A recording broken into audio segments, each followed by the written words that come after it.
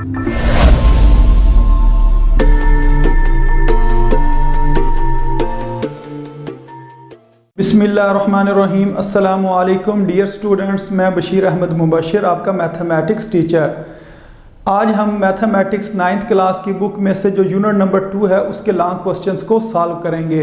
तो सबसे पहले जो मैंने क्वेश्चन लिखा है वो ये लिखा है कि लॉज ऑफ एक्सपोनेंट को इस्तेमाल करते हुए ये जो क्वेश्चन गिवन है इसको आपने क्या करना है, सिंप्लीफाई करना। तो इस क्वेश्चन को सॉल्व करने का तरीका ये है कि एक दफ़ा आप इसको दोबारा लिख लें। 243 और इसकी पावर कितनी दी गई है, -2/3, और उससे आगे लिखा हुआ है 32 और 32 की पावर दी गई है -1/5।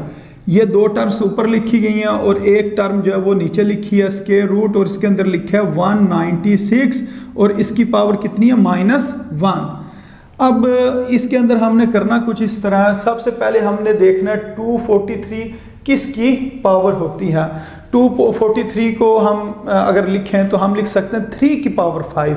अगर इस जगह पर ये मैं आपको लिख के दिखाऊं 3 की पावर 5, तो इसका मतलब है 3 को आपने 5 टाइम्स लिखना है। 3 × 3 फिर मल्टीप्लाई 3 और इसके बाद एक दफ़ा दोबारा। ये 3 को मैंने 5 बार लिख लिया। अब इनको अगर हम मल्टीप्लाई करें 3 3 9, फिर 9 को जब 3 से मल्टीप्लाई करेंगे 27 को फिर 3 से मल्टीप्लाई करेंगे 81, और 81 को जब 3 से मल्टीप्लाई करेंगे तो 243 आ जाएगा। तो इसका मतलब ये हुआ जो 243 है वो 3 की पावर 5 के इक्वल होता है। तो इधर ये लिखते और ऊपर क्या पावर लिखी हुई है, -2/3, तो उसको उसी तरह लिख दिया। अब 32 देखना किसकी पावर है, तो 32 होता है 2 की पावर 5। तो 2 की पावर 5 का मतलब 2 को 5 टाइम्स लिखें, 2 × 2 × 2 और मल्टीप्लाई 2, 2 2s 4, फिर 4 को 2 से मल्टीप्लाई करेंगे 8, फिर 8 को 2 से मल्टीप्लाई करेंगे 16, और 16 को जब 2 से मल्टीप्लाई करेंगे तो 32 आ जाएगा। तो इसका मतलब है 32 जो है वो 2 की पावर 5 के इक्वल होता है। तो इस 32 की जगह पर हम लिखेंगे 2 की पावर 5, और सारे की पावर कितनी है, -1/5, और उसके बाद हमने इस चीज़ को सॉल्व करना। ये जो स्क्वायर रूट होता है, स्क्वायर रूट का मतलब होता है ब्रैकेट और इसकी पावर कितनी, 1/2। ये चीज़ स्क्वायर रूट के बराबर होती है। अब स्क्वायर रूट के अंदर क्या लिखा हुआ है, 196 और इसकी पावर कितनी है, -1।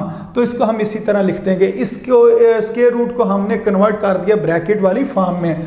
अब इसको अगर हम देखें तो ये आपस में मल्टीप्लाई हो रहे हैं। पावर के ऊपर पावर हो तो वो क्या होती है, मल्टीप्लाई हो रही होती है। तो अब हमने 5 को मल्टीप्लाई करना 2 के साथ। जब 5 2 के साथ मल्टीप्लाई होगा तो 10 आ जाएगा, और इसके साथ माइनस है तो इधर हम क्या लिख देंगे, माइनस लिख देंगे। और ये जो नीचे वाला 3 है ये इसी तरह इसके नीचे आ जाएगा। ये 5 और ये वाला 5 आपस में कैंसिल हो जाएंगे। ये आ जाएगा 2 की पावर -1। इधर क्या बना, 3 की पावर -10/3, 2 की पावर -1, और ये जो 96 है ये होता है 14 की पावर 2। अगर हम 14 की पावर 2 लिखें तो इसका मतलब है 14 × 14 को 2 टाइम्स लिखना। जब 14 को 14 से मल्टीप्लाई करें तो कितना आ जाता है, 196। तो इसका मतलब ये हुआ कि जिस जगह पर 196 लिखा है इसकी जगह पर हम लिख सकते हैं 14 की पावर 2, और उसके बाहर ये चीज़ आपस में मल्टीप्लाई हो जानी है। समझे, इसको हम पहले मल्टीप्लाई कर लेते हैं। -1 ने जब 1 से मल्टीप्लाई होना तो ये आ जाएगा -1/2। इसको मल्टीप्लाई करके मैंने ये लिख लिया, और 196 की जगह पर मैंने क्या लिख दिया, 14 की पावर 2। अब ये जो 2 है इस 2 के साथ कैंसिल हो जाएगा, और हमारे पास जो चीज़ बचेगी इस जगह पर वो कुछ इस तरह करके होगी। ये आएगा जी 3 की पावर -10 डिवाइडेड बाय 3 और 2 की पावर -1, और नीचे हमारे पास आएगा 14 की पावर -1। अब अगर देखा जाए ये तीनों जो पावर्स हैं वो नेगेटिव हैं। इनको पॉजिटिव बनाने का तरीका ये है कि इनको उल्टा दिया जाए। मतलब जो ऊपर है उसको नीचे लिख लिया जाए और नीचे वाली को ऊपर लिख लिया जाए।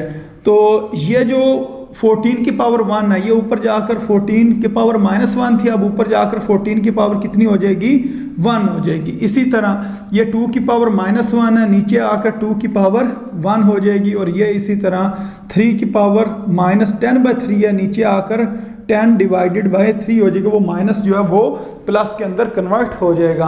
अब इसका मतलब ये है कि 14 को सिर्फ एक बार लिखना है, इसकी पावर का मतलब 1 का मतलब 14 को एक बार लिखें, और ये इसका क्या मतलब है 2 को कितनी बार लिखें, एक बार लिखें, और इसको हम इसी तरह लिखा रहने देते हैं 3 की पावर 10 डिवाइडेड बाय 3।